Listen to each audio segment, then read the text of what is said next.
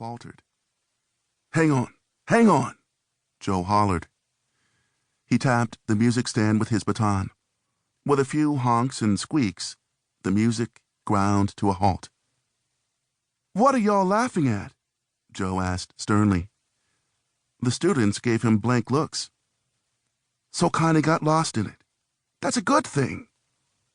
Joe walked over to the piano. Still talking, he began to play.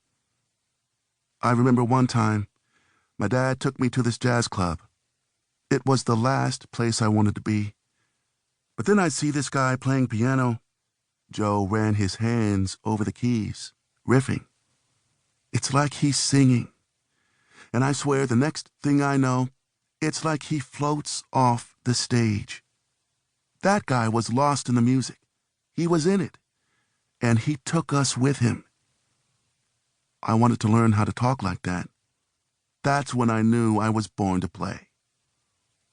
He ended with a flourish, then turned to look at his students.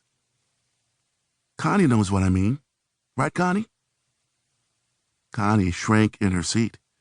She looked like she wanted to disappear. "I'm 12, she said.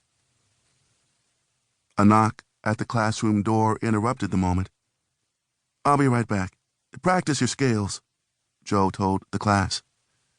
He stepped out into the hall. Ms. Arroyo, the school vice principal, was standing there. "Sorry to interrupt, Mr. Gardner," she said. "I wanted to deliver the good news personally." She handed Joe a letter. Joe opened it and scanned the contents. With a shock, he realized it was a full-time job offer, his first ever. "No more part-time for you," the vice principal said, beaming. "They finally cleared enough in the budget. You're now our full-time band teacher. Job security, medical benefits, pension." She looked at Joe expectantly. "Wow, that's great," Joe managed. Vice Principal Arroyo held out a hand for Joe to shake. "Welcome to the MS-74 family, Joe. Permanently." Joe forced himself to smile. Permanently.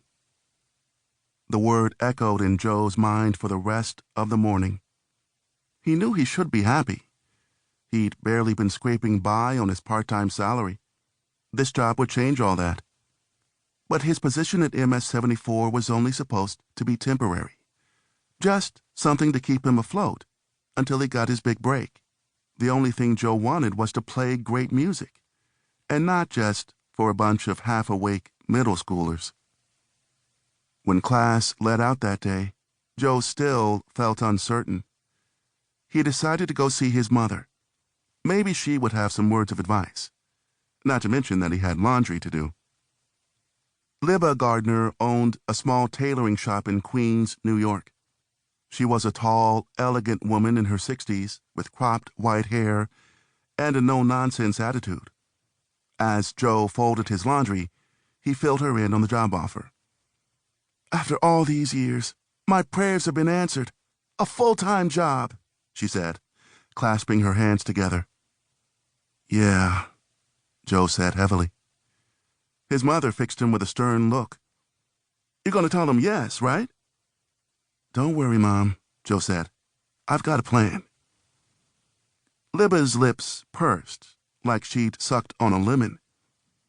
"You've always got a plan. Maybe you need to have a backup plan, too, for when your plan falls through." Joe didn't know why he felt so stunned. She'd never supported his career choices. Why'd he thought this time would be any different?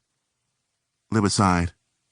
"Joey," she said in a softer voice, "we didn't struggle giving you an education just so you could be a middle-aged man washing your underwear in my shop." "Yeah, but Mom," Joe began. Libba cut him off. "With this job, you'll finally be able to put that dead-end gigging behind you."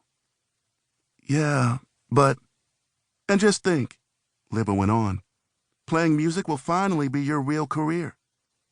So you're going to tell them yes, right?"